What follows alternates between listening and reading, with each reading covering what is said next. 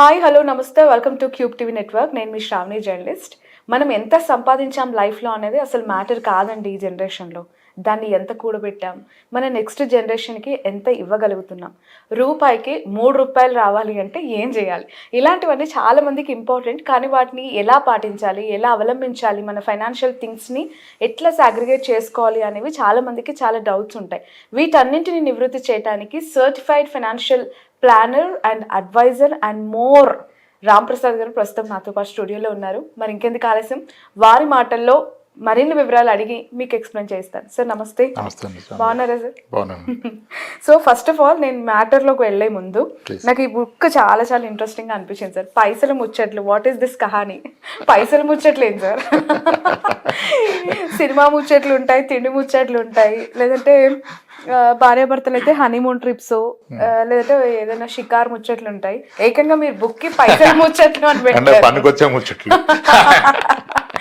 Money మంత్ర దండం అని ఒక ఫ్యామిలీ పిక్ వేసి ఇక్కడ ఎక్సలెంట్ బుక్ అండి. అమెజాన్లో ఇది చాలా చాలా అద్భుతంగా సేల్ అవుతున్న బుక్. ఫైనాన్షియల్ ఆస్పెక్ట్స్కి సంబంధించి ఒక్కసారి ఎవరైనా ఇంట్రెస్ట్ ఉంటే కనుక ఇది కొనుక్కోవచ్చు.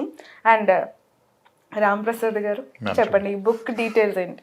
మ్యామ్, ఇది నేను యాజ్ ఎ సర్టిఫైడ్ ఫైనాన్షియల్ ప్లానర్గా ప్రతిరోజు కొందరికి ఫైనాన్షియల్ ప్లానింగ్ చేస్తూ ఉంటాను. యాజ్ ఎ ప్రాక్టీస్ రోజుకి 2 మాత్రమే ప్లానింగ్ చేయగలుగుతాం, 2 ఫ్యామిలీస్కి మాత్రమే చేయగలుగుతాం. Because sitting with them, understanding complete వాళ్ళ ఫ్యామిలీ కంప్లీట్, అత్తమామలు ఏంటి, అమ్మనాన్నలు ఏంటి, వయసు ఏంటి, ఆరోగ్య పరిస్థితులు ఏంటి, ఆస్తులు ఏంటి, అప్పులు ఏంటి, బాధ్యతలు ఏంటి, పిల్లల వయసు, పిల్లలకి ఏమన్నా స్పెషల్ కండిషన్స్ ఉన్నాయా, చదువులే నడుస్తున్నాయి, హైయర్ ఎడ్యుకేషన్కి వాళ్ళు ఇప్పటిదాకా ఏం చేశారు, ఆస్తులు ఏంటి, ఇవన్నీ తెలుసుకొని ఒక సలహా ఇవ్వాలి అంటే మనకి ఒక ఫ్యామిలీతో, ఒక కపుల్తో కూర్చుంటే 3 గంటల వరకు టైం పడుతుంది. 3 గంటల టైం. పెద్ద కౌన్సిలింగ్ సెంటర్ అయితే ఇది. అలా అర్థం కాకుండా ఏమి రికమెండ్ చేయలేము. డబ్బు ఎలా పెంచాలి అనేది కాదు కదా. ప్రతి వ్యక్తి is a man because of his surroundings. మన సరౌండింగ్స్ అన్నీ కలిపి మన క్యారెక్టర్ని కానీ, మనని కానీ, ఆర్థికంగా అన్ని విధాలు తయారు చేస్తాయి.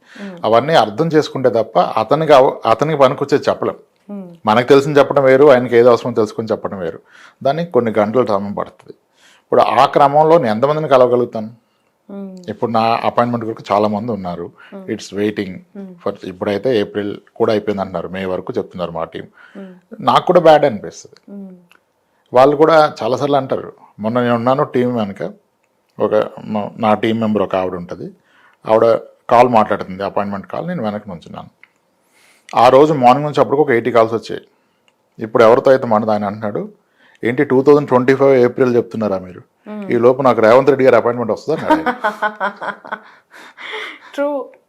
ఈవిడ అనేసింది, మరి అక్కడే ఫైనాన్షియల్ ప్లానింగ్ చేయించుకోండి సార్ అని చెప్పేసి. నేను అలా అనకూడదు కదమ్మా అంటే, సార్ ఎన్నిసార్లు ఎంతమందో సార్, ఇది 80 కాల్స్ వింటలేదు సార్ అంది.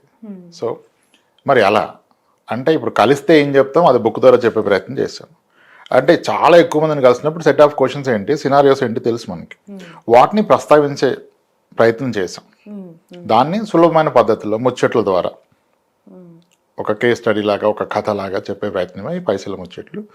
దీంట్లో స్టార్టింగ్ ఫ్రమ్ ఇన్సూరెన్స్ నుంచి ఇన్వెస్ట్మెంట్ ఏంటి, పిల్లల చదువులు ఏంటి, పిల్లల పెళ్ళిళ్ళు ఏంటి, మన రిటైర్మెంట్ ఏంటి, కారు ఎప్పుడు కొనాలి, ఎంతలో కొనాలి, ఇల్లు ఎలా కొనాలి, ప్లాట్ కొనాలా, ఫ్లాట్ కొనాలా, ఇండిపెండెంట్ హౌస్ కొనాలా, బంగారం ఎలా కొనాలి, ఇవన్నీ పొందుపరచడం జరిగింది. సో చాలా మందికి సమాధానం దొరుకుతుందని ఆశిస్తున్నాను. సో అయితే మీ క్లయింటేల్ కొంచెం తగ్గే అవకాశం ఉందంటారు బుక్ వచ్చిన తర్వాత? తగ్గించుకుందామనే ప్రయత్నిస్తున్నాను. ఇప్పుడున్న క్లయింట్స్ అంటే ఇంకా బియాండ్ పాయింట్ మనకు బ్యాండ్విడ్త్ సరిపడదు. ఇప్పుడున్న క్లయింట్స్ సీరియస్లీ వీళ్ళకి సర్వీస్ ఇవ్వడమే ఎక్కువ, ఇంకా అంతకుమించి ఆశ కూడా లేదు. అంటే సార్ ఫైనాన్షియల్ ప్లానర్ యొక్క వర్క్ మోడ్ ఎలా ఉంటుంది? మామూలుగా కామన్ క్వశ్చన్, మీ వర్క్ నేచర్ అంటే ఒక ఫ్యామిలీ కొత్తగా పెళ్లి చేసుకున్న వాళ్ళు మీ దగ్గరకు వచ్చారనుకోండి, వాళ్ళతో మీరు ఎలా ట్రావెల్ చేస్తారు, వాళ్ళని ఫైనాన్షియల్గా ఎలా ట్రావెల్ చేయిస్తారు? అసలు ఫస్ట్ వీళ్ళ క్వాలిఫికేషన్ ఏంటి, పేరెంట్స్ ఏంటి, హెల్త్ కండిషన్ ఏంటి, వీళ్ళున్న ప్రొఫెషన్లో అది సెక్యూర్డ్ జాబ్ ఉందా, అన్సెక్యూర్డ్ జాబ్ ఉందా, కెరియర్ గ్రోత్ ఉందా లేదా, వీళ్ళ ఆలోచనలు అలా ఉన్నాయి, వీళ్ళు ఏం చేద్దాం అనుకుంటున్నారు, అవన్నీ తెలుసుకోవడానికి ఎక్కువ ప్రశ్నలు అడగాల్సి వస్తుంది. అవన్నీ తెలుసుకోవడానికి ఒక 45 minutes పడుతుంది. ఇన్ ద ప్రాసెస్ వాళ్ళిద్దరి మధ్య బాండింగ్ ఎలా ఉందో కూడా తెలుసుకోవాలి మనం. బాండింగ్ ఒకవేళ బాగాలేదంటే గోవిందా. అటు ఇటు కొట్టుకున్నారంటే లవ్ మ్యారేజ్ అని చెప్పొచ్చు. అడగని ఇలా కొడుతున్నారంటే సార్ అంత కాన్ఫిడెంట్ చెప్తున్నా, వచ్చిన వాళ్ళందరూ కొట్టేసుకుంటున్నారా? కొట్టేసుకోవడం అంటే చాలా చాలా ఉంటాయి కదా. ఇంట్లో ఇద్దరు కొట్టుకోవడం, మన ముందు కూడా నువ్వు ఆగు నేను చెప్తాను, అంత ఇంటిమసీ క్లియర్ గా ఉంది అంటే ఎక్కడ కలుసుకున్నారు సార్? జాబ్ లో ఉన్నా, కాలేజీలో ఉన్నా, ఎలా చెప్పారంటే అర్థం అవట్లా. సో ఫస్ట్ అదంతా అర్థం చేసుకోవాలి.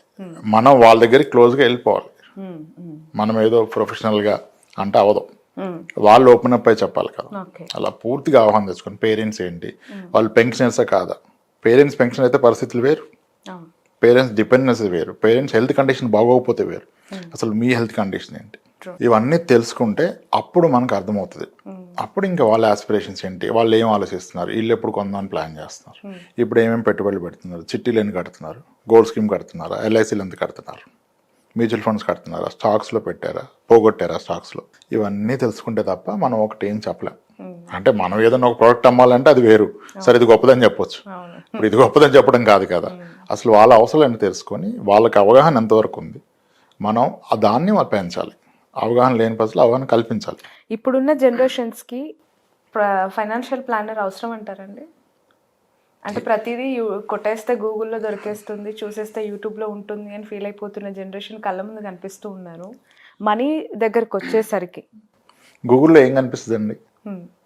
స్పాన్సర్డ్ యాడ్స్ ఫస్ట్ కనపడతాయి. ఆర్గానిక్ ఏది, స్పాన్సర్డ్ ఏది తెలుసుకోవాలి కదా. మీకు గూగుల్లో ఏది కనపడుతుంది? Whoever bid more that will appear first. Search engine optimization, ORM service, ORM, online reputation management. If you want to have a good reviews and all, you need to give it a good social marketing, digital marketing company. They will increase your reputation. అంత పెయిడే కదా, reality ఎక్కడ ఉంది? Online is paid, everything is paid. ఇప్పుడు YouTube ఏంటండి, bumper add, skip add, it's all revenue కదా, revenue కదా. So కాబట్టి అంతవరకు కరెక్ట్ కాదు. మీరు ఒక ఇన్ఫర్మేషన్ తీసుకోగలరు కానీ నిర్ణయం పూర్తిగా దాని మీద తీసుకుంటే తప్పు కదా. ఇప్పుడు ఎవరి ప్రోడక్ట్ వాళ్ళు పుష్ చేస్తున్నారు. ప్రోడక్ట్ కొనాలంటే మీరు ఎత్తుకోవచ్చు, కానీ మీరు సొల్యూషన్ చూడాలంటే మీలాంటి వాళ్ళ దగ్గరికి రావాలి. అది తెలుసుకునే అంత ఉండొచ్చు, అందరు రావాలని ఏం లేదు. ఇప్పుడు జబ్బు తెలిస్తే కదా మందు. బట్ మందు గురించి జబ్బు గురించి హాస్పిటల్కి వెళ్ళాలి అనే వాళ్ళకి చాలా మంది అంటే తెలుస్తుంది, కానీ ఇలా ఫైనాన్షియల్గా నాకు ఏమైనా చిక్కులు వస్తాయేమో, నేను చేస్తున్న ఇన్వెస్ట్మెంట్ ప్రాపర్గా ఉండబోతుందా లేదా అనే ఆలోచన చేసేవాళ్ళు కనిపించట్లేదు. చిక్కులు వచ్చాకే వస్తారు మేడం. జబ్బు వచ్చాకే డాక్టర్ని కలుస్తారు. రెగ్యులర్ చెకప్కి ఎవరు వెళ్తారు? మోస్ట్ ఆఫ్ ద మెసేజ్ ఎలా ఉంటాయంటే, సార్ చాలా ప్రాబ్లం ఉన్నాను, ఐ లాస్ట్ మై జాబ్, విపరీతమైన అప్పుల్లో ఉన్నాను, వడ్డీ కట్టలేకపోతున్నాను, మీరే చెప్పాలి. ఏం చెప్పలేం. చేసే ముందు వచ్చి ఉంటే ఈ సమస్య. ఓకే, సో మీలాంటి ఫైనాన్షియల్ ప్లానర్స్ మార్కెట్లో ఉన్నారు. ఇలాంటి పర్సన్స్కి they are right to know what exactly going to be happen అనేది సలహాలు తీసుకోవడంలో తప్పు లేదు అని వాళ్ళకి ఎలా తెలియాలంటారు? ఇంకా అంటే మీ అడ్వైజ్ ఏంటి? ఇప్పుడు మీకు సొసైటీలో మన పక్కనే ఉంటారు మేడం, హీరోలు ఎక్కడో ఉండరు. ప్రతి ఒక్కరి లైఫ్లో హీరోలు వాళ్ళ సరౌండింగ్స్ ఉంటారు, స్క్రీన్స్ మీద ఉండరు హీరోలు, ఇంటి పక్కన ఉంటారు. వాడిని మీరు ఐడెంటిఫై చేస్తే వాడే మీ advisor. You need not go to a certified financial planner, advisor కాదు. మీకు అర్థమవుద్ది మీ లైఫ్కి పక్కన అతని లైఫ్కి. ఇప్పుడు ఎక్కడో ఒక అతను వచ్చారు, అనంతపూర్ నుంచి వచ్చారు మీ దగ్గరికి, నా దగ్గరికి ఫైనాన్షియల్ ప్లానింగ్కి. లోయర్ ఇన్కమ్ అతను, ఫీజు కట్టి అక్కడి నుంచి ట్రావెల్ చేసి వచ్చారు. సో నేను కూర్చోబెట్టాను, చెప్పండి ఏం చేస్తారు మీరు? నేను ఒక కలెక్షన్ ఏజెన్సీలో పనిచేస్తాను sir, I make 15,000 per month salary అని చెప్పాడు. 14,000 to 15,000 ఇది పర్ మంత్ ఇన్కమ్. ఇంతకుముందు ఏం చేసేవారు అంటే ఆటో నడిపోండి సార్, ఆటో వర్కౌట్ అవ్వక దీనికి వచ్చాను. ఇప్పుడు మా వాళ్ళు వెహికల్ ఫైనాన్స్ అది ఇస్తారు, ఆ రికవరీలో కలెక్షన్ చేస్తాను, 14,000 వస్తుంది, నాకు 2 పిల్లలు, 14,000లో లైఫ్ ఎలా నడుస్తుంది, దీంట్లో ఏం ఇన్వెస్ట్ చేద్దాం అనుకున్నారు? అదే సార్ మీరు చెప్తే ఏమైనా ఇన్వెస్ట్ చేస్తా ఉన్నారు, మీరు చెప్తే దీంట్లోనే పిల్లల భవిష్యత్తు గురించి సార్ నేను మీ వీడియోస్ అన్నీ చూస్తాను, మీరు చెప్పండి నేను చేస్తాను అన్నారు. దీంట్లో నువ్వు చేస్తాను అంటే ఇంక పిల్లలకి భవిష్యత్తు ఇవ్వలేవు కదా, క్వాలిటీ లైఫ్ ఎలా ఇస్తావు? నువ్వు వచ్చే 14,000లో 4,000 పెడితే ఇంకేముంటుంది వాళ్ళకి? అసలు మీ తల్లిదండ్రులు ఏంటి, మీ సిబ్లింగ్స్ ఎంతమంది? సార్ మా అమ్మ నాన్న, కానీ మా సిస్టర్ దగ్గర ఉంటారు సార్, నా దగ్గర ఉండరు. మీ సిస్టర్ ఏం చేస్తారంటే, మా బావగారు లేరు సార్, ఆమెకి 2 పిల్లలు, 2 అమ్మాయిలు, పెద్ద అమ్మాయి బెంగళూరులో చదువుతుంది సార్, టాప్ కాలేజ్లో, క్రైస్ట్ యూనివర్సిటీలో చదువుతుంది సార్. చిన్న ఆవిడది కొంచెం సబ్జెక్ట్స్ పోతే మళ్ళీ ప్రిపేర్ చేపిస్తుంది. మీ అక్క ఏం చేస్తాను? కూరగాయలు అమ్ముతుంది సార్ అన్నాడు. కూరగాయలు అమ్ముతారా? మీ అమ్మ నాన్న ఆమె పోస్తున్నారు సార్. ఆమె ఎంత సంపాదిస్తారు అనుకున్నారు? గ్రేటే సార్, ఆమె 3 లక్షలు ఫీజు కడుతుంది పెద్ద అమ్మాయికి, చిన్న అమ్మాయికి, మా అమ్మ నాన్న చూసుకుంటే. అసలు ఎంత సంపాదిస్తుంది? నా అంచనాలో ఒక 60,000 సంపాదిస్తుంది అన్నాడు ఆయన. అంటే నీ లైఫ్లో హీరో ఎవరు నీకు అర్థమైందా అంటే మా అక్కే కదా సార్ అన్నాడు. మరి నువ్వు మీ అక్కని రిప్లికేట్ చేయి, నా దగ్గరికి ఎందుకు వచ్చావు? ముందు ఒక ఆడావిడ, single mother, taking care of parents, 2 అమ్మాయిల్ని, ఒక అమ్మాయి గ్రాడ్యుయేషన్లో సబ్జెక్ట్స్ పోతే ఆమెను చూస్తూ, ఇంకొక అమ్మాయిని మంచి టాప్ మోస్ట్ యూనివర్సిటీలో జాయిన్ చేస్తూ ఆమె ఫైట్ చేస్తున్న లైఫ్లో who is hero in our life? మా అక్క. మరి అక్కను వదిలి నా దగ్గరికి ఎందుకు వచ్చావు? ముందు ఆమెను రిప్లికేట్ చేయి.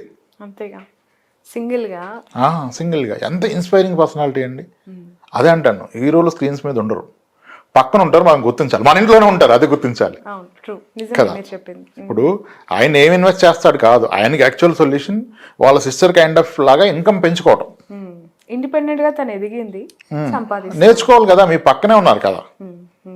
అలా ఫైనాన్షియల్ కూడా ఎవరిని ఎదుగుంటే మీరు వాళ్ళని చూసి నేర్చుకోవచ్చు, వాళ్ళ సలహా కూడా తీసుకోవచ్చు. ఈగో అడ్డొస్తుంది, అర్థం చేసుకోరు. ఈగో దాకా కాదు, కానీ ఫస్ట్ విషయం అర్థం కాదు.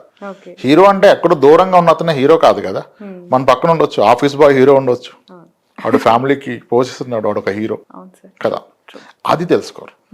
సిమిలర్లీ ఫినాన్స్ లో కూడా ఎవరు బెటర్గా చేస్తున్నారు? సేమ్ శాలరీలు ఇద్దరు ఉండి, సేమ్ విలేజ్ నుంచి వచ్చి, సేమ్ ఎడ్యుకేషన్ ఉండి, ఒకరు బెటర్గా ఉండి ఒకరు లేకపోతే నువ్వు ఆయన దగ్గర నుంచి నేర్చుకోవాలి కదా. సో అట్లా అంటే ముందు ఆయనకు నేర్చుకునే ఉద్దేశం ఉంటే నేర్చుకుంటాడు, లేదు నాకు అన్నీ తెలుసు అంటే. ఇప్పుడు విషయం తెలియదు అంటే ఏమైనా తెలియజేయచ్చు, ఆ తెలవదన్న విషయం కూడా తెలియకపోతే ఎవరేం చెప్పలేరు. At least you should know that you don't know. If you don't know that you don't know, we can't help you. Logics చాలా బాగున్నాయి మీరు చెప్పేవి, బట్ ఇది ప్రాక్టికల్ గా నిజమే మీరు చెప్పేవి. What exactly situations in the society. నేను I meet lot of people who are more successful in life, huge money, business running చేస్తారు. కలిస్తే సార్ మ్యూచువల్ ఫండ్స్ అంటే ఏంటి నేను తెలుసుకోవాలనుకున్నా, ఎస్ఐపి వేరు, మ్యూచువల్ ఫండ్స్ వేరా, ఎస్ఐపి ఏంటి? నిజానికి that is a great instrument. అంటే ఐ డోంట్ వాంట్ ఎవరి one to get into this, but ఇంత కష్టపడుతున్నారు, ఇంత డబ్బు చేస్తున్నారు, వీళ్ళకి ఇన్వెస్ట్మెంట్ ఇన్స్ట్రుమెంట్లో కొన్ని బేసిక్స్ కూడా తెలుసుకునే టైం లేదు. So that's where I say it's not how hard your working, అది కాదు మీ ఫ్యూచర్ డిసైడ్ చేసేది. మీ డబ్బు ఎంత హార్డ్ వర్క్ చేస్తున్నారు మీ భవిష్యత్తు. మీరు హార్డ్ వర్క్ చేస్తే అసలు భవిష్యత్తే ఉండదు. సో మనం కష్టపడేది కాదు, మనం సంపాదించిన డబ్బును కష్టపడాలి. Okay, what a logic. డబ్బును కష్టపడితే మీ భవిష్యత్తు. ఎలా సార్, ఎలా సాధ్యమవుతుంది? అది ఎలా సాధ్యమవుతుంది అంటే డబ్బును కష్టపడటం ఇన్ ద సెన్స్ మీ డబ్బు ఎక్కువ రిటర్న్ జనరేట్ చేయాలి. ఇప్పుడు యాజ్ ఎ హ్యూమన్ మీరు చూస్తారు, ఇప్పుడు మీకు ఇంత స్టాఫ్ ఉన్నారు కదా, కొంతమంది ఆరోగ్య సమస్య వస్తే పని చేయలేరు. మనం ఫర్దర్ ఎన్నాళ్ళు ఇవ్వగలుగుతాం సాలరీస్?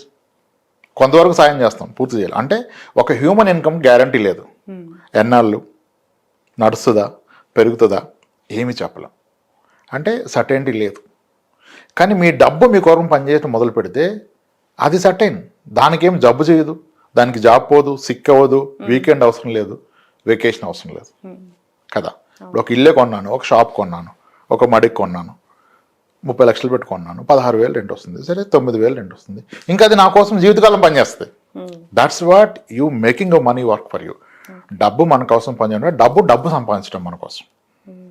ఆ సంపాదించిన డబ్బు మళ్ళీ నేను వాడుకునే విధంగా ఉండాలి, అది అక్కడే ఉంటుంది అంటే కాదు, అది నాకు అందుబాటులో ఉండాలి. ఎస్, అలా చేయాలండి డబ్బుని సంపాదించాలి. రైట్. రాంప్రసాద్ గారు, మనం ఏదైనా ఇన్వెస్ట్మెంట్ చేయాలి అని అంటే ఆ ఇన్వెస్ట్మెంట్ ఎలా ఉండాలి, ఎలాంటి ఆలోచనలతో ఆ ఇన్వెస్ట్మెంట్ చేయాలి? ముందుగా ఇన్వెస్ట్మెంట్ చేయదలుచుకుంటే ముందుగా తెలవాల్సింది మంచిది చెడ్డది గొప్పది కాదు, అది ఎంత రిటర్న్ ఇస్తుంది, ఎంత పెరుగుతుంది.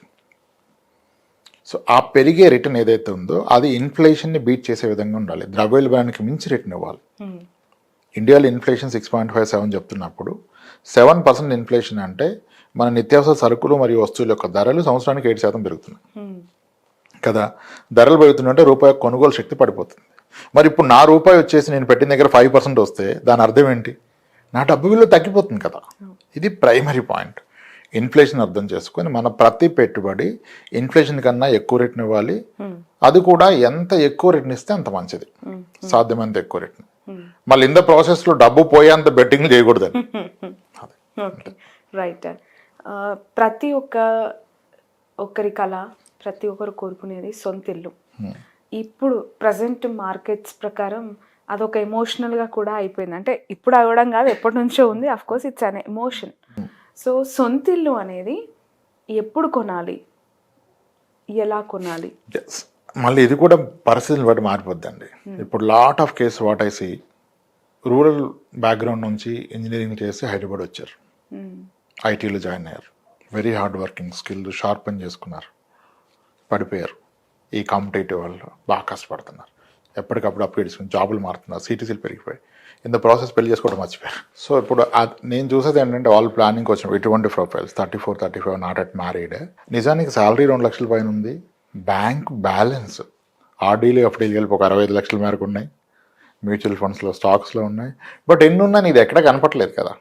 అటువంటి కేసులో ఇమ్మీడియట్గా ఇల్లు కొనాల్సిందే. ఓకే, అంటే ఏ ధైర్యం తీస్తారు నీకు ఒక అమ్మాయిని కదా, కేస్ టు కేస్. కానీ ఒక ఇల్లు కొన్నాక అంతా ఆదుర్త పడిపోయి ఇంకోటి కొనాలంటే అప్పుడు తప్పు కావచ్చు. సో అందరికీ ఒకలా కాదు, ఇల్లు కొనాలా వద్దా కాదు క్వశ్చన్, ఎవరు ఇల్లు కొనాలి, ఎవరు కొనకూడదు, కొంటే ఎంత బడ్జెట్లో కొనాలి కదా, అది ఇంపార్టెంట్. ఇంకొక తరహా ఏముంటారంటే పెళ్ళి అయిపోయింది, పెళ్ళి వచ్చారు, అందరి దగ్గర నుంచి ప్రజెంట్ ఇల్లు కొనట్లేదని, ఇంకెప్పుడు కొంటాను. కొంతమంది జీతం కూడా ఉన్నదానికన్నా ఎక్కువ చెప్పుకుంటారు కదా, అదొక అలవాటు అయిపోయింది. ఇప్పుడు ఆయన కొనాలి, ఆయనకేమో లోన్ ఒక 40 లక్షలు వస్తుంది, ఓకే 90,000 జీతంలో ఉన్నాడు, 40 లక్షల నుంచి లోన్ రాదు, కానీ అందరి కోసం ఆయన చిన్నలు కొనకూడదని ఫిక్స్ అయిపోయాడు, కొంటే 70 లక్షలు కొనాలని. 30 లక్షలు అయిన దగ్గర సర్దుబాటు అవ్వదు, మరి 40 లక్షలు వస్తే 30 లక్షలు కట్టాలి కదా, అవ్వదు. అలా ఊరుకుంటాడు, ఊరుకోడు, అందిన దగ్గరల్లా అప్పు తెస్తాడు. ఒక 15 లక్షల వరకు అప్పు తెచ్చి ఈయన దాచుకున్న 15 కలిపి 30 కట్టేసి మిగిలిన 40 లోన్ తీసుకుంటాడు. లోన్ తీసుకున్నాక 40,000 ఈఎంఐ, బయట తెచ్చిన 15,000కి ₹2 వడ్డీ వేసుకుంటే అదొక 30,000. ఇంకా అలా నడుస్తుంది. 20,000లో బండి నడవదు కదా. ఇలా ఇల్లు అనేది ఎస్, మీ ఆర్థికంగా మీ బలం ఎంత, అవసరం ఎంత, రెండు కలిపి ఇల్లు. కానీ ఇల్లు కొనాలా, గుడ్డిగా కొనాలా, కొనుక్కొని ఉండాలా కానే కాదండి క్వశ్చన్. అందుకనే ప్లానింగ్ అంటే డీటెయిల్గా అన్ని డిస్కస్ చేసి చెప్పాలి. కొంటే వచ్చే నష్టాలు ఏంటి, కొనకపోతే వచ్చే నష్టాలు ఏంటి, కొందరు కొనకపోతే నష్టం, కొందరు కొంటే నష్టం. సో మారిపోద్ది పరిస్థితి.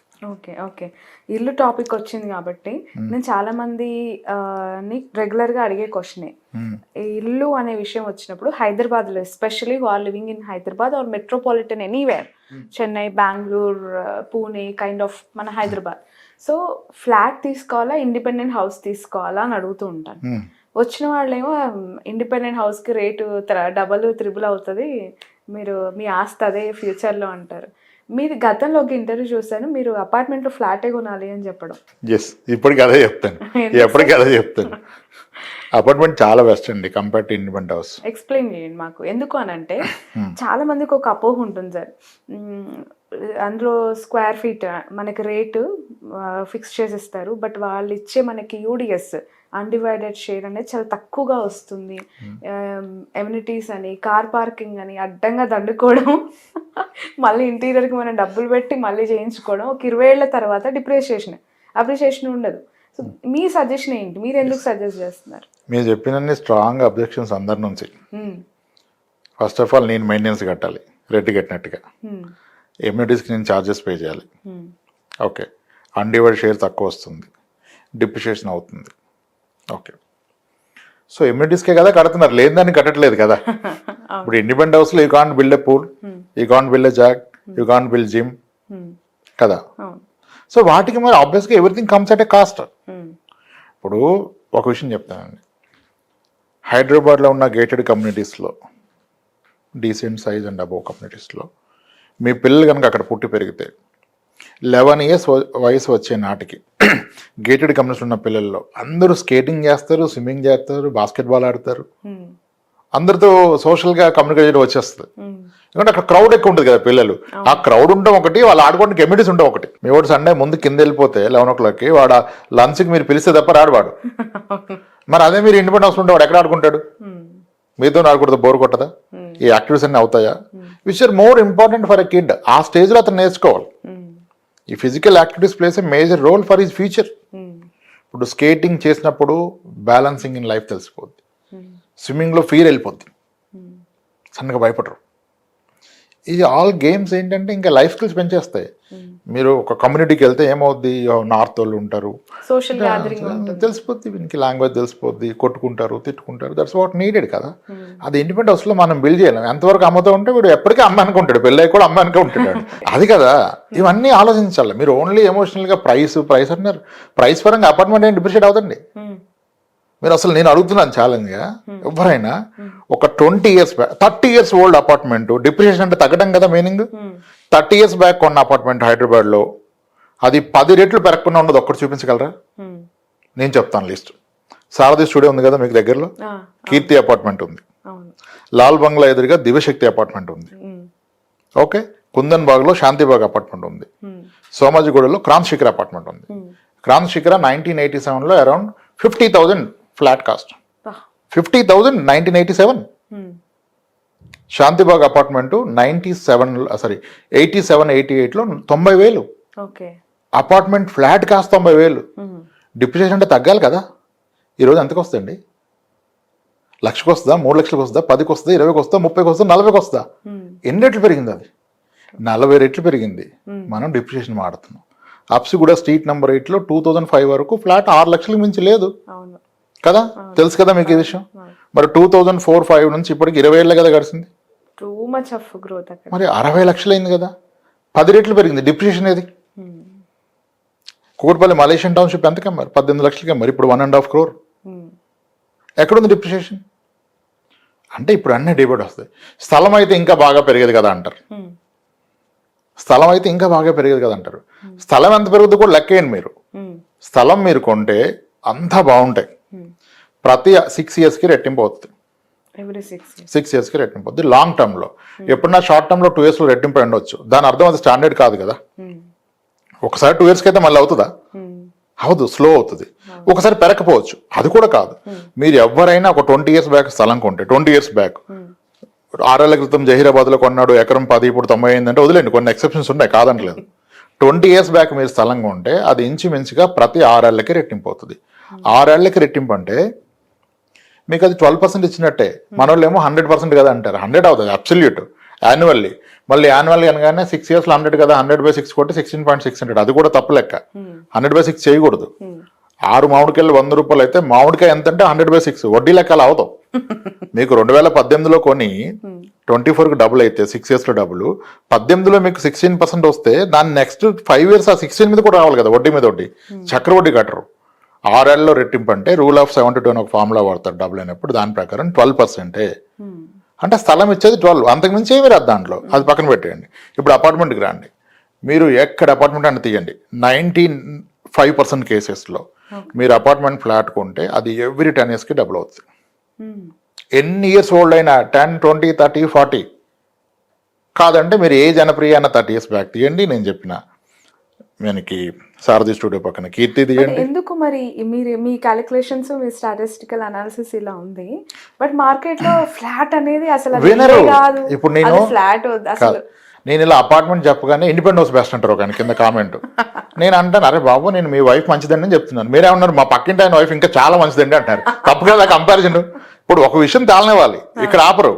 లేకపోతే అన్డివైడ్ షేర్ తక్కువ వస్తుంది అంటాడు. అసలు అన్డివైడ్ షేర్ ఎక్కడ వస్తుంది ప్లేస్లోకి? మీరు ఎంత కొన్నారు మొదటి పాయింట్. నెక్స్ట్ పాయింట్, మీరు అమ్మితే ఎంతకు అమ్మారు, మీరు ఉంటే కంఫర్ట్గా ఉన్నారా, మీరు లేకపోతే రెంట్ వస్తుంది. అన్డివైడ్ షేర్ ఎక్కడ ఉంది? ఇప్పుడు అన్డివైడ్ షేర్ 60 గజాలు ఉంటే ఎవరన్నా పోతే వీళ్ళు అక్కడ పాతి పెడతారా? పెట్టరు కదా. How does it matter? Cool పోయినప్పుడు అంటాడు. కూల్ పోయిన చూసారు ఎవరన్నా? ఇప్పుడు 30 ఏళ్ళు గడిచిన అపార్ట్మెంట్లు హైదరాబాద్లో ఉన్నాయి, 40 ఏళ్ళు గడిచిన అపార్ట్మెంట్స్ ఉన్నాయి. ఈ రోజు కూల్ లేదు. కూల్ దాన్ని ఎందుకు ఆలోచిస్తున్నారు మీరు? అందరూ అదే మాడుతున్నారు, అందరూ అదే నమ్ముతున్నారు. నిజమేంటి? ఇప్పుడు అందరూ అసలు 30 years బ్యాక్ అపార్ట్మెంట్ 2 లక్షలు కొని ఇప్పుడు 50 లక్షలు ఉంటే కూడా అతను కూడా అపార్ట్మెంట్ డిప్రిషియేషన్ అంటాడు. అరే మీరే కొన్నారు కదా. అవును, you bought at 2 lakhs. Growth కదా. ఇంకోటి చాలా మంచి రైజింగ్ ఫిగర్ తో రెంటల్ ఎంత ఉంటది? ఇప్పుడు నేను చెప్పాను క్రాంత్ శిఖర 50,000 కొను. ఇప్పుడు క్రాంత్ శిఖర రెంట్ ఎంత వస్తుంది? 20,000 వస్తుందా? వస్తుంది కదా. ఆయన కొన్నది 50,000కి, ఇప్పుడు అతను సంవత్సరానికి వచ్చే రెంట్ 2,50,000. మీరు డిప్రిషియేషన్ మాడుతున్నారు. అది ఇంచుమించుగా 38 ఏళ్ళు అయ్యాక అపార్ట్మెంట్ మాడుతున్నాం. కీర్తి అపార్ట్మెంట్లో ఎంత వస్తుంది? దివ్యశక్తి ఎంత వస్తుంది? శాంతిబాగ్ అపార్ట్మెంట్ ఎంత వస్తుంది? మలేషియన్ టౌన్షిప్ ఎంత వస్తుంది?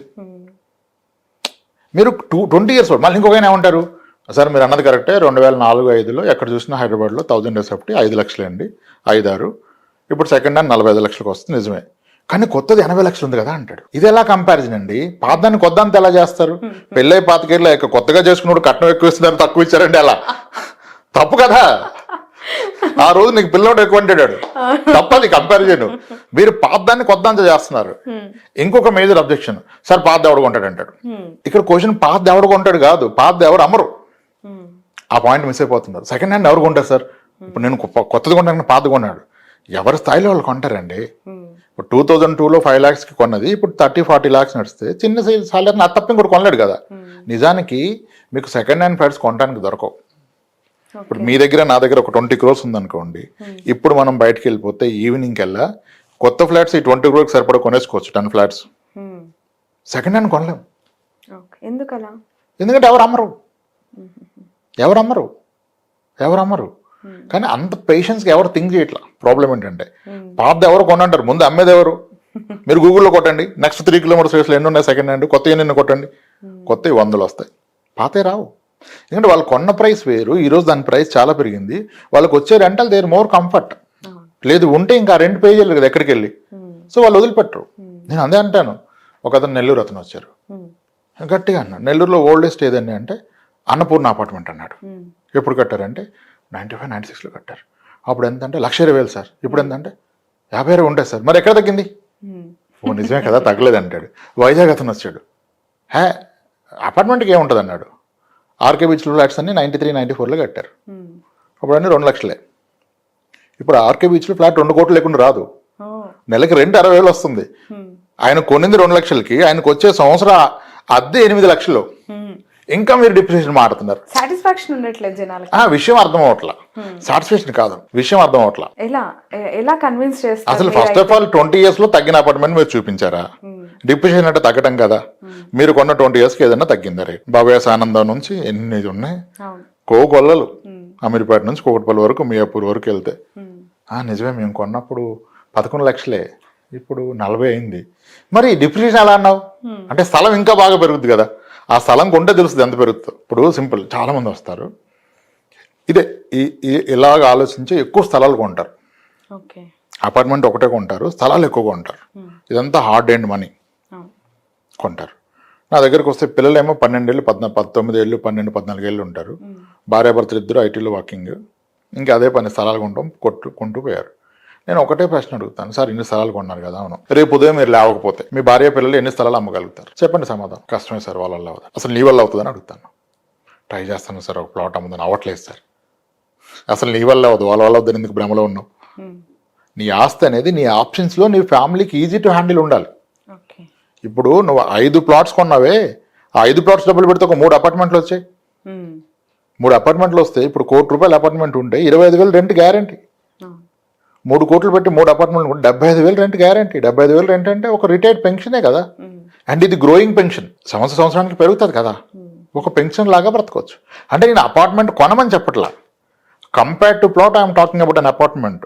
Another biggest thing people are missing, చాలా మంది స్థలాలు కొనేవాళ్ళు ఇన్కమ్ ట్యాక్స్ పేయర్స్. అంతే కదా, 30% ట్యాక్స్లో అంత డబ్బు సంపాదిస్తే తప్ప కొనలేం కదా వెంచర్లో 34 లక్షలు. మరి ఒక ఇన్కమ్ ట్యాక్స్ పేయర్వి నువ్వు స్థలం కొన్నావు 40 లక్షలకి, నీ డాక్యుమెంట్ 40కి అయిందా? అసలు నీకెక్కడిది క్యాష్, బ్లాక్ మనీ ఎందుకు ఇచ్చావు అని అడిగారు.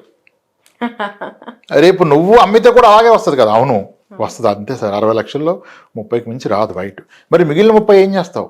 ఏదో ఒకటి చేద్దాం సార్, పిల్లలు చదువుకో, అపార్ట్మెంట్ వీళ్ళు కొంటానికి అంటాడు. పిల్లల చదువుకి ఎవరు తీసుకున్నారు క్యాష్? నీ దగ్గర కారు కొనడానికి క్యాష్ తీసుకుంటారా? తీసుకోరు. స్కూల్స్ తీసుకుంటాయా? తీసుకోరు.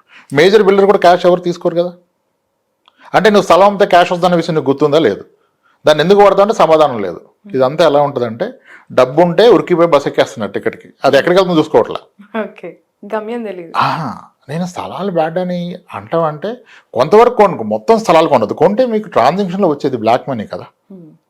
ఆ మనీ నువ్వు ఎలా వాడతావు? ఇప్పుడు ఒక వ్యక్తి నీ జీవితంలో ప్రయారిటీస్ ఏంటంటే, సార్ నాకు ఒక మంచి ఇల్లు, నా పిల్లల చదువులు, వాళ్ళ పెళ్ళిళ్ళు, నా రిటైర్మెంట్. మరి దీంట్లో దేనికి ఉపయోగపడుతుంది ఈ స్థలం? నేను మా అమ్మాయికి ఇస్తానంటాడు. ఇలానే ఒక జోక్ చెప్తాను మీకు. నేను ఒక ఛానల్లో ఒక వీడియోలో చెప్పాను. అక్కడ ఏం అడిగారంటే, సార్ విపరీతమైన అద్దెలు పెరిగిపోతున్నాయి కదా హైదరాబాద్లో, మధ్యతరగతి వాళ్ళు ఈ అద్దెని ఎలా తట్టుకోవాలని అడిగారు. నేను అన్నాను as a tenant you feel చాలా ఎక్కువ రెంట్ అంటావు, యాజ్ ఎ ఓనర్ అతను ఏమైనా ఫీల్ అవుతాడు, తక్కువ అని ఫీల్ అవుతాడు. నేను ₹1,00,00,000 పెట్టి 80,000 ఈఎంఐ కడితే నాకు వచ్చేది 25,000 అని ఫీల్ అవుతాడు. సో ఇది రైట్ కాదండి. సొల్యూషన్ ఏంటి? సెంటిమెంట్ క్రియేట్ చేయాలంటే మాట్లాడవచ్చు, మధ్యతరగతి గవర్నమెంట్ హెల్ప్ చేయలేనా అవన్నీ అవన్నీ పనులు కదా, మన కంట్రోలబుల్ మాట్లాడాలి. ఈ రెంట్కి ఉండే వ్యక్తి కనుక ఊర్లో ఒక స్థలమో పొలమో ఉంటాయి, అది ఎలాగో dead asset, is getting nothing out of it. అది మా అంటే 6 yearsకి డబుల్ అవుతుంది, అంతకు మించి ఏమవ్వదు. ఈ అపార్ట్మెంట్ కూడా 10 years డబుల్ అవుతుంది. In addition to that your saving rent. Being a private employee అంత రెంట్ కట్టడం బర్డెన్గా ఉంది కదా, అదేదో ఆ స్థలం అమ్మేసి ఇక్కడ కొనుక్కొని చెప్పా, పోగొట్టింది ఏం లేదు కదా. ఇప్పుడు ధైర్యంగా బ్రతుతావు కదా రెంట్ లేకపోతే. నా మాట నమ్మి ఒక వ్యక్తి వాళ్ళ మామయ్య గారికి ఫోన్ చేశాడు, మీరు మీ పాపకు ఒక ప్లాట్ ఇచ్చారు కదా అక్కడ, అది అమ్మేయండి, ఇక్కడ అపార్ట్మెంట్ కొంటా అన్నాడు. ఆయన ఏమన్నాడు, నేను ఇచ్చింది మా అమ్మాయికి కదా, మీరు ఎలా అమ్ముతారు అన్నాడు. అరే మీ అమ్మాయి నాకు ఇచ్చారు కదా, మీ అమ్మాయి నాకు ఇచ్చినప్పుడు ఆమెకి ఇచ్చింది నాకు కాదంటే, నీకు ఇస్తాను కదా, మా అమ్మాయికి ఇచ్చాడు కదా అన్నాడు. అరే పెళ్లికే అందరు చెప్పు, ఇంత పెట్టా అంత పెట్టా, నేను నీకు పెట్టలా, మా పాపకి పెట్టా, నీకు ఒక కూతురు పుట్టింది కదా ఆమెకి ఇస్తుంది అన్నాడు.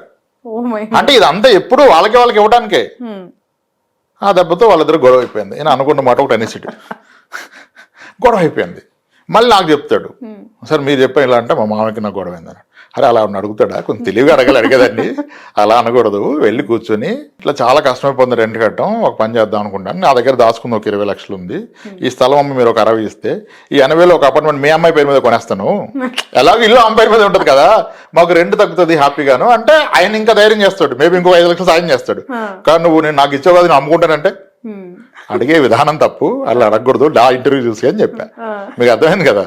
ఇప్పుడు రోజు భయపడుతూ అద్దె కట్టాలనే బదులు అంటే మళ్ళీ కింద ఒక అంటాడు, పంటలు పండించే పొలాలు అమ్మి ఇల్లు కొనుక్కోమంటారు అంటే, పంట పండించే పొలం రైతు చేతులు ఉండాలి, నీ చేతులు ఎందుకు, నువ్వు పండిస్తున్నావు పంట. మోర్ ఓవర్ అది ఎప్పటికీ కూడా ఒక స్థిరాస్తిలా కంటిన్యూ అవుతుంటే ప్రెసెంట్ లివింగ్ అనేది బర్డెన్ అవుతుంది. దట్స్ వేర్ నేను ఏం చెప్తానంటే, అన్ని స్థలాలు పెట్టుకుంటే your asset rich and cash poor, ఆస్తులు ఫుల్ ఆదాయం నిల్లు, then you are going to live poor and die rich. పోయిన రోజు అందరూ చెప్పుకుంటారు 15 ఎకరాలు కాపాడాడు రా అని, కానీ ఇటు తినింది ఏది లేదు ఏ రోజు. దానికోసం బ్రతానంటే ప్రెస్టేజ్ అంటాడు. ఎవడు ప్రెస్టేజ్, ఎవడ నీకు ఒక పూట బట్టలు కొని మంచి బట్టలు కొనిస్తున్నాడా, తిరగమని చెప్తున్నాడా, ఏం ప్రెస్టేజ్, ఎవరి కొరకు? అది అక్కడ ట్రాప్లో పడిపోతారు. విపరీతమైన ఎమోషన్ అర్థం చేసుకోరు. The best of the house you live, that decides your kids future. ఆలోచనలు, నీ హెల్త్ అన్ని డిసైడ్ చేస్తాయి. సార్ ఇప్పటి వరకు మీరు ఫ్లాట్ గురించి మాట్లాడారు, చాలా అద్భుతంగా. మిమ్మల్ని వ్యతిరేకించే వాళ్ళ సంఖ్య పెరుగుతుంది, ఎందుకంటే ఇప్పుడు కన్విన్స్ అవ్వట్లేదు ఆ పాయింట్ లో. ఇండిపెండెంట్ హౌస్ కి ఫ్లాట్ కి డిఫరెన్స్ ఏంటి, దాన్ని సమర్థించే వాళ్ళకి పాజిటివ్స్ నెగిటివ్స్ కూడా ఒకసారి. ఎక్కువ మంది సమర్థించేది ఇండిపెండెంట్ హౌస్ నే, ఫ్లాట్ ని సంబంధించరు. నిజం ఏంటంటే నేను ఎక్కడ అపార్ట్మెంట్ ఫ్లాట్స్ అమ్మట్లేదు, నేను బిల్డర్ కాదు. ఓకే, సో ఇప్పుడు మీరు ఇండిపెండెంట్ హౌస్ బెస్టా ఫ్లాట్ బెస్టా అంటే, ఈ రెండిట్లో ఉన్న వాళ్ళు ఇద్దరిని ఒకసారి కూర్చోబెట్టాలి, ఎవరు బెటర్గా ఉన్నారు. ఇప్పుడు మీ ఇల్లు అనేది మీ కెరియర్ గ్రోత్ కొరకు, మీ ఫ్యామిలీ కంఫర్ట్ కొరకు కదా, రైట్? ఎస్. ఇప్పుడు నా దగ్గరకు ఒక క్లయింట్ వచ్చారు, ఆయన 2019లో బీరంగూడలో ఇండిపెండెంట్ హౌస్ తీసుకున్నారు, 75 లక్షలు పెట్టి కొన్నాడు. ఈరోజు 95 లక్షలు అయింది. అదే రోజు ఆయన ఫ్రెండ్ ఆ నియర్ బైలో అదే 75 లక్షలు ఫ్లాట్ కొన్నాడు, అపార్ట్మెంట్ ఫ్లాట్. ఇప్పుడు అది 1,40 లక్షలు అయిందంట. అది అతను చెప్పింది, నేను చెప్పట్లేదు. 2019 నుంచే. ఇప్పుడు ఏమైంది, ఆయన క్లోజ్ ఫ్రెండ్స్, వీళ్ళ బాబు ప్రతి వీకెండ్ అక్కడికి వెళ్దాం ఉన్నాడు ఆడుకోవడానికి. అది ఇంకా నరకం. ఎన్నిసార్లు వెళ్తారు ఫ్రెండ్ ఇంటికి, ప్రతి వీకెండ్ వెళ్ళారు కదా. వీడు ఉదయం మొదలెట్టేస్తున్నాడు వెళ్ళిపోదామని. సో ఇప్పుడు ఈ డిసైడెడ్ ఇది కాదు రైట్, ఆడికి వెళ్దామని. ప్రాబ్లం ఏమొచ్చిందంటే, ఆడికెళ్ళి రెంట్ కన్నా ఉందా అని ఫిక్స్ అయ్యాడు, కానీ ఇతని ఇంటికేమో రెంట్ 12,000 వస్తుంది, అక్కడేమో రెంట్ 28,000 ఉంది. అర్థమైంది పాయింట్. ఇండిపెండెంట్ హౌస్కి వచ్చే rental yield is much less compared to an apartment. అంటే దీన్ని కూడా కంపేర్ ఎలా చేయాలి, ₹1,00,00,000 ఇండిపెండెంట్ హౌస్కి ₹1,00,00,000 ఫ్లాట్కి మధ్య కంపేర్ చేయాలి.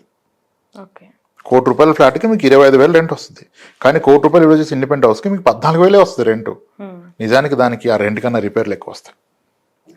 మీరు రెంట్కి ఇస్తే టెనెంట్ ట్యాప్ తిప్పే విధానం, ఓనర్ తిప్పే విధానం చాలా తేడా ఉంటుంది. అవును, మనదే అనుకున్నప్పుడు కొంచెం తిప్పేయచ్చు కదా. సో అందుకని అంటాను, ఇంకా కొంతమంది నెక్స్ట్ స్టేజ్కి వెళ్ళిపోయి 200 గజాల స్థలం కొని కింద 4 ఫ్లాట్లు డబుల్ బెడ్రూమ్ ఫ్లాట్స్ కట్టి పైన కట్టుకుంటాడు. అలా కట్టిన వాళ్ళు ఎవరు వాండవరండి, వాచ్మెన్ అవుతారు, రోజు వాళ్ళకి సరి చూడగా సరిపోతుంది అని చెప్తాను నేను. సో ఇప్పుడు అది లైవ్ ఎగ్జాంపుల్ కదా, నేను ఇప్పుడు చెప్పాను బీరం కూడా అదే చెప్పాను. ఇటువంటి కేసులు నేను విట్నెస్ చేశాను అని నేను లేను, నాకు వచ్చి చెప్పింది. సో మీరు రెండు చూస్తే అర్థమవుద్ది, ఒకే దగ్గర ఉండి ఇదే బెస్ట్ అనుకుంటే ఎవరేం చేయలేరు. ఎవరేం చేయలేరు. ఇండిపెండెన్స్ ఇది కాస్ట్లీ అఫేర్ కదా. మీకు అలా కావాలంటే ఇండిపెండెన్స్ తీసుకోండి. ఎక్కడ మంచి gated community where there are amenities, కానీ అఫోర్డబిలిటీ ఉండదు మన దగ్గర. అంత పెట్టలేం కదా 6 కోట్లు 5 కోట్లు. నేను అప్పుడు ఏం చెప్తానంటే తెలుగు ఒక పని చేయొచ్చు, మీరు గేటెడ్ కమ్యూనిటీలో 2.5 crore ఫ్లాట్ తీసుకోండి.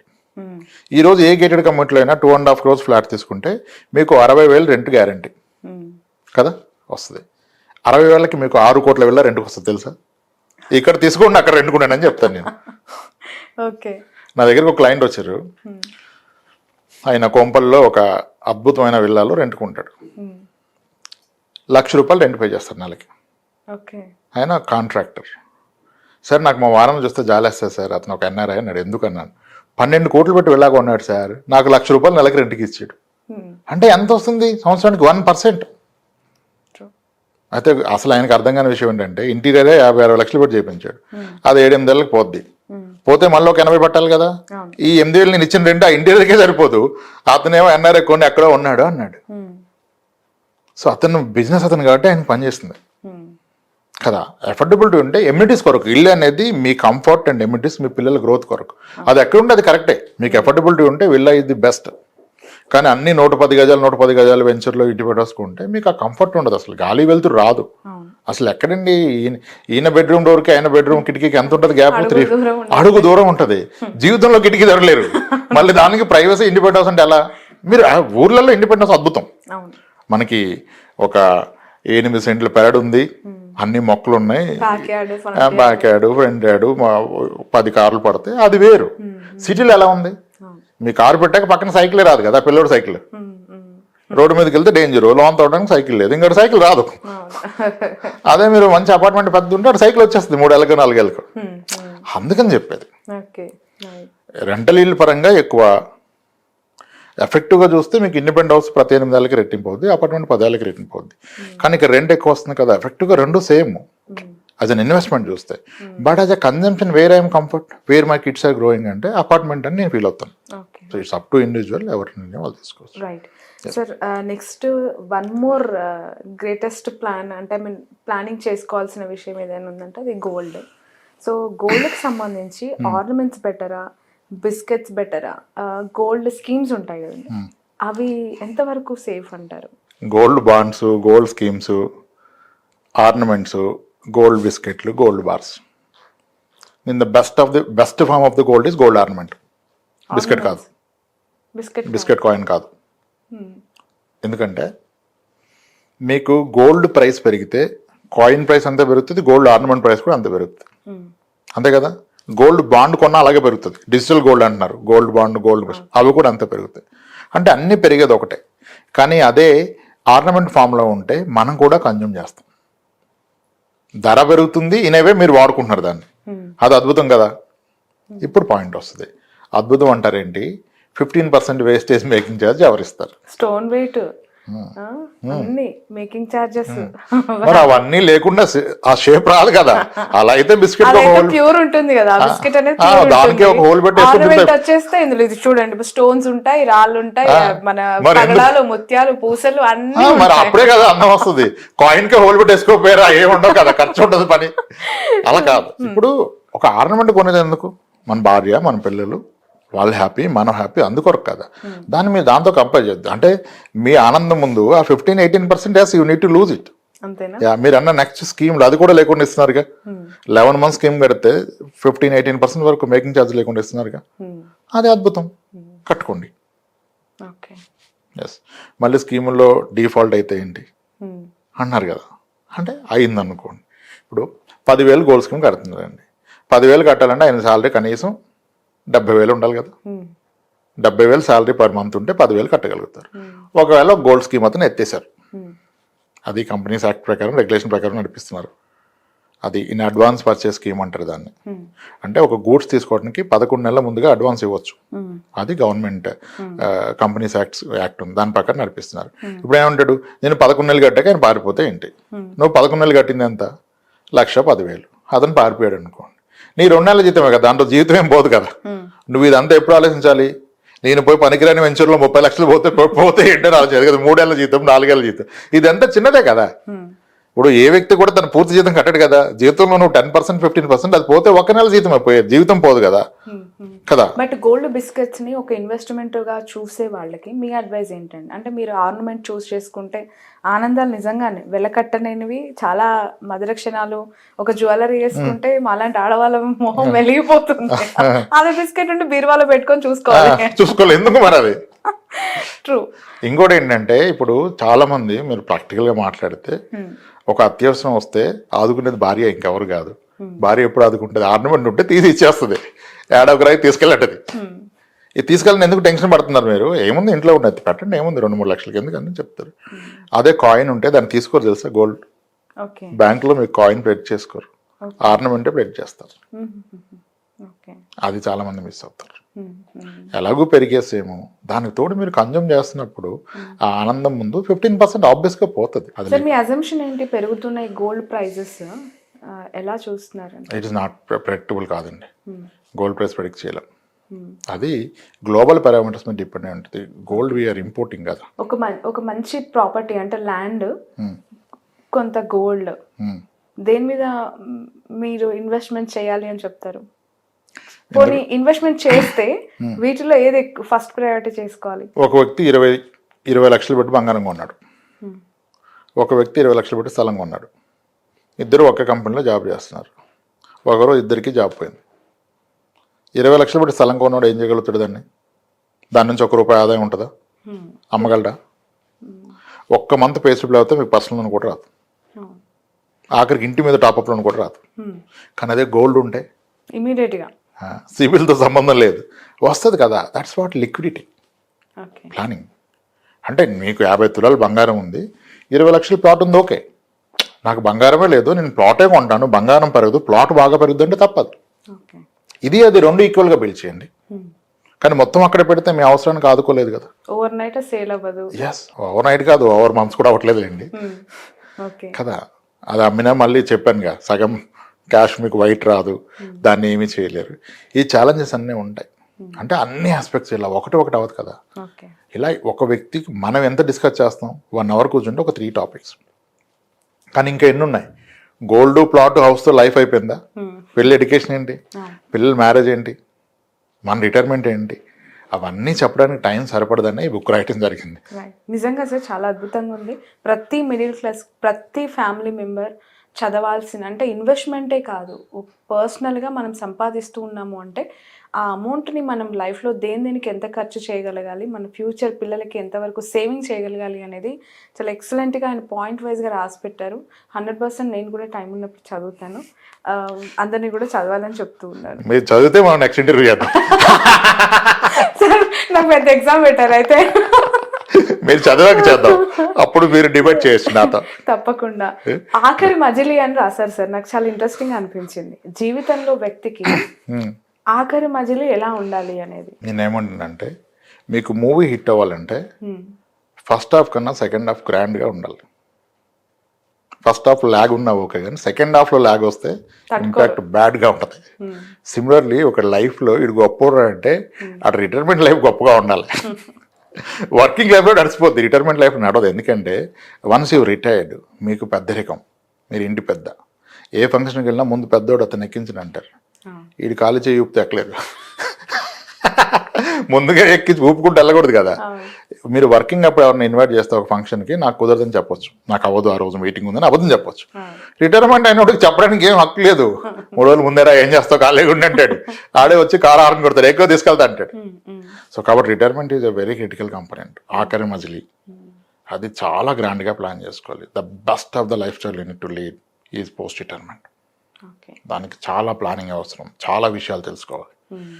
నాకు రాబోయే అవసరాలు ఏంటి, ఇవన్నీ, ఆరోగ్య సమస్యలు వస్తే ఏంటి, దానికి ఒక సరైన ఆరోగ్య బీమా. తర్వాత అకేషన్స్కి, ఇప్పుడు గ్రాండ్ చిల్డ్రన్ వాళ్ళ పేరెంట్స్ మీరు గొప్పగా సాక్రిఫైస్ చేసి చదివిస్తే ఆడికేం గొప్పలేదు, ఆడికి ఏదైనా గిఫ్ట్ ఇస్తే గొప్ప, ఇప్పుడు వాడికి సైకిల్ కొనిస్తే గొప్ప కదా, వాళ్ళ నాన్నకి ఇల్లు కొనిస్తే వాడికేంటి ట్రూ కదా. ఇప్పుడు ఒక అమ్మమ్మ నాయనమ్మ ఉన్నారు, అమ్మమ్మ రిటైర్డ్ పెన్షనర్, నాయనమ్మ పెన్షనర్ కాదు, చదువుకోలే. ఇప్పుడు హాలిడేస్లో ఎవరి దగ్గరికి వెళ్తాడు, ఎవరు గిఫ్ట్లు ఇస్తే వాళ్ళ దగ్గరికి వెళ్తాడు కదా కదా. కాబట్టి రిటైర్మెంట్ లైఫ్ని చాలా బాగా ప్లేస్, అంటే ఆ టైంలో మీరు కోరుకునేది ఆ లవ్, రెస్పెక్ట్, దాన్ని పైసలతో కొనుక్కోవాల్సి వస్తుంది. సో దానికి ప్రిపేర్డ్గా ఉండాలి. That's very critical part in one's life. Okay, ఎస్ఐపికి సంబంధించి ఏం సార్ డీటెయిల్స్? చాలా మంది ఎస్ఐపిస్ గురించి డిస్కస్ చేస్తున్నారు. ఏంటి ఎస్ఐపిలో ఖచ్చితంగా పెట్టాలంటారా? ఎలా ప్రాసెస్ స్టార్ట్ చేయాలి? ఇప్పుడు మీ దగ్గర ఇంటర్వ్యూకి ఒకళ్ళు వచ్చారండి, ఇంటర్వ్యూ యూ హ్యావ్ సంథింగ్, ఒక ఎస్ఈఓ పోస్ట్ చూస్తున్నారు, 4 వచ్చారు ఇంటర్వ్యూకి. ఫస్ట్ అమ్మాయి ఎవరైతే వచ్చిందో ఆవిడ మీ విలేజ్ అండ్ మీ స్కూల్లో జూనియర్. ఓకే, మీకు గుర్తొచ్చింది, చాలా మంచి అమ్మాయి, హెల్ప్ఫుల్. ఆ ఒక్క బేసిస్ మీద ఆమెను తీసుకుంటారా? ఇంకొక 4 వెయిటింగ్ ఉన్నప్పుడు మన ఊరే కదా ముందు తీసేసుకుందాం అని తీసుకుంటారా? ఇంటర్వ్యూ చేసి చూస్తారా? వాళ్ళని కూడా ఇంటర్వ్యూ చేసి చూస్తారు. ఈ అమ్మాయి కన్నా బెటర్ స్కిల్స్ ఉన్నాయి వేరే వాళ్ళకి, కమిటెడ్ ఉన్నారు, ఎక్స్పీరియన్స్ ఉంది, కాస్టింగ్ యూ లెస్, ఎవరిని తీసుకుంటారు? Which is working more hard, right fit. ఎందుకంటే అక్కడ మీకు ఆబ్జెక్టివ్ క్లియర్ ఉంది, రిలవెంట్ స్కిల్ సెట్ ఏంటి, టైంకి వస్తారా, వాళ్ళకి జాబ్ ఎంత వస్తుంది, ఇవన్నీ చూశారు. కానీ ఇన్వెస్ట్మెంట్కి వచ్చినప్పుడు ఇవన్నీ చూడలేం మనం.